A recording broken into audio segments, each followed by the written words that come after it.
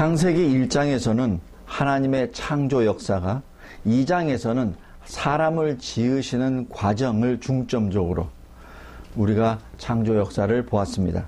오늘 3장에서는 우리 인류 역사상 가장 슬픈 장면을 보게 됩니다.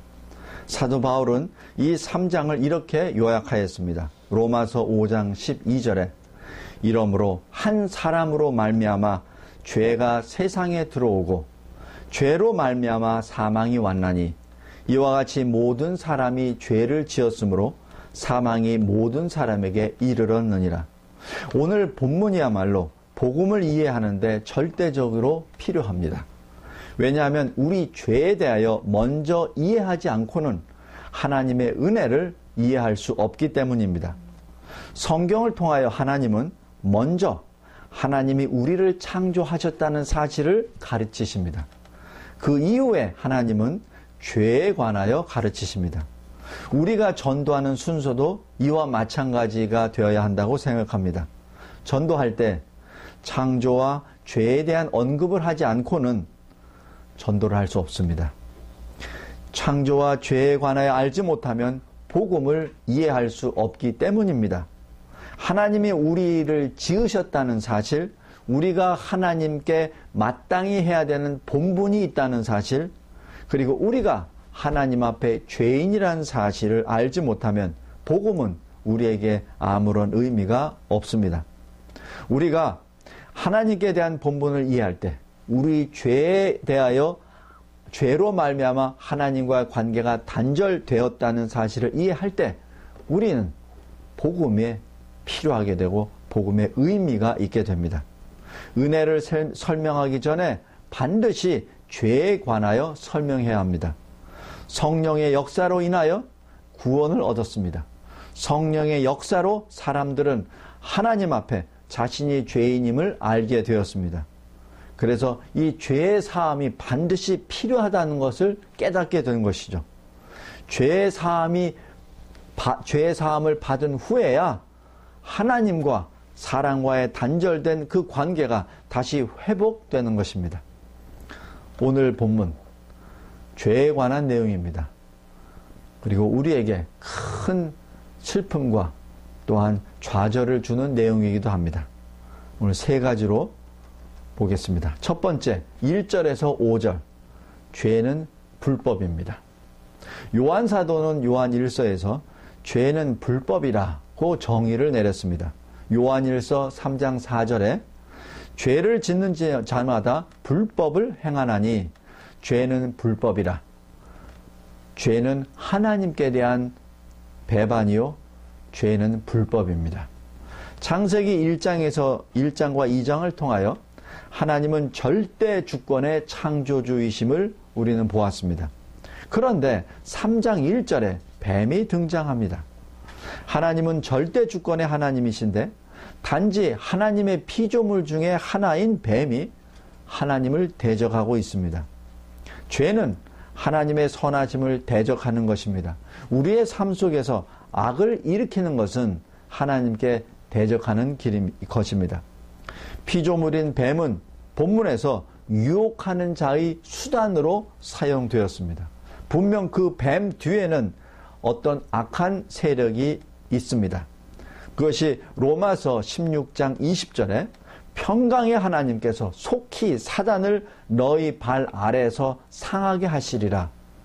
그리고 창세기 3장 15절에 여자의 후손은 너의 머리를 상하게 할 것이요 라는 데에서 우리는 읽을 수 있습니다. 창세기 3장, 이 하나님이 여자의 후손의 발 아래 뱀을 멸망시키신다라고 약속하셨고, 로마 16장에서도 하나님은 우리 신자들의 발 아래 사단을 멸망시키실 거라고 하셨습니다. 뱀 뒤에서 유혹하는 자는 사악한 자, 사단, 그리고 옛 뱀입니다. 지금 이 짐승인 뱀이 말을 하고 있습니다. 유혹하고 있습니다. 그리고 자기 자신의 주장을 하고 있습니다. 그것도 아담과 그 여자를 죄로 유혹하여 결국에는 죄를 짓게 만들고 있습니다. 그런데 아담이 누굽니까? 아담은 모든 짐승을 다스리는 권세를 가진 자, 왕권을 가진 사람이 아니었습니까? 지금 본문에 등장하는 짐승 이 뱀이 이 여자와 아담을 죄로 지금 유인하고 있습니다. 다시 얘기해서 하나님의 창조 질서가 지금 거꾸로 뒤바뀌어서 움직이고 있는 것입니다. 하나님은 아담에게 모든 짐승, 이 뱀을 포함한 모든 짐승을 다스리라고 하셨습니다.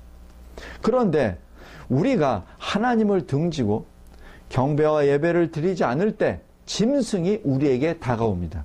그러면 우리는 짐승을 다스리는 사람이 아니라 짐승의 지배를 받는 사람이 되어버립니다. 이것이 죄입니다. 죄는 우리를 사람으로 만드는 것이 아니라 짐승의 지배를 받는 사람으로 만들어버리는 것이죠. 1절에서 유혹하는 자는 논쟁을 하는 것이 아닙니다. 슬며시 들어옵니다. 사단은 처음부터 하나님의 말씀에 반대되는 말을 꺼내지 않습니다. 처음에는 의심의 씨앗을 던집니다. 1절을 잘 보시기 바랍니다. 뱀이 여자에게 가로되 하나님이 참으로 너희더러 동산 모든 나무의 실과를 먹지 말라 하시더냐.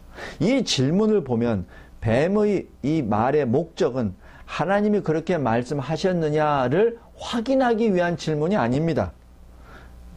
뱀이 묻는 요지는 그 여자의 마음에 의심의 씨앗을 뿌리는 것이며 하나님을 판단하려는 것이며 하나님의 말씀을 뒤틀어 놓는 것입니다. 여기에 여자의 말을 잘 보십시오. 처음에는 뱀이 한 말을 고쳐주려고 하는 듯 합니다. 2절에서 동산나무의 실과를 우리가 먹을 수 있으나 그러나 바로 이어서 잘못이 시작됩니다. 3절에 동산 중앙에 있는 나무의 실과는 하나님의 말씀에 너희는 먹지도 말고 만지지도 말라. 너희가 죽을까 하노라. 여자는 여기서 두 가지 잘못을 범하였습니다. 첫 번째는 만지지도 말라라는 말을 추가하였습니다. 여자는 하나님의 명령을 실제보다 더 강하게 만들어 버린 것입니다.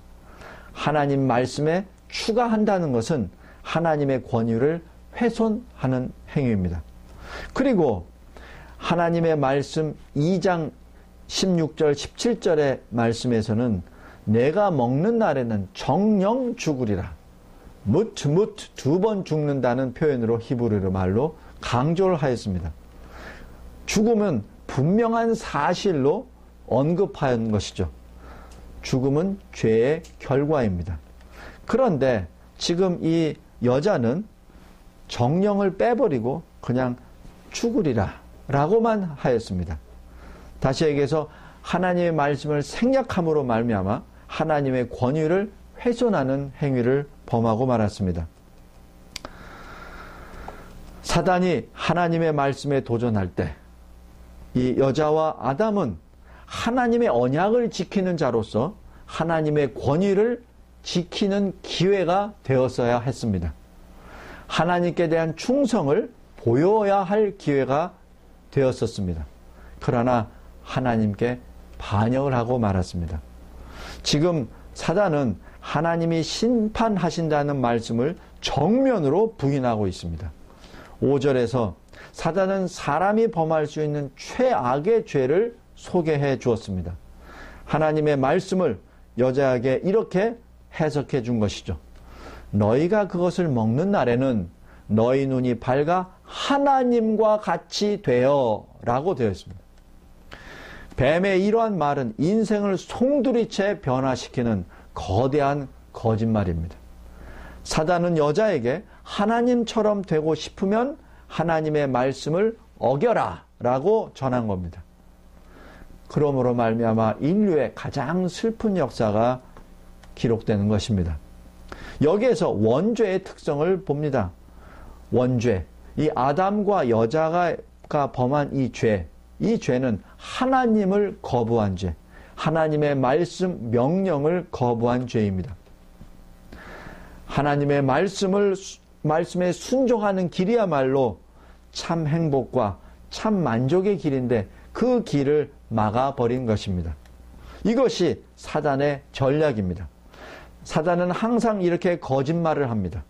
사단은 언제나 거짓말을 하며 우리가 택해야 될 일과 정반대로 유혹을 합니다. 사단은 너희가 하나님처럼 되고 싶으냐? 그러면 불순종하라. 이렇게 말합니다. 그러나 우리 주 예수 그리스도께서는 무엇이라고 하십니까? 순종하라. 두 번째로, 죄는 언제나 수치를 동반합니다. 6절과 7절입니다. 아담과 여자, 이 언약을 지키는 자가 범죄를 하자마자 나타난 결과는 수치였습니다.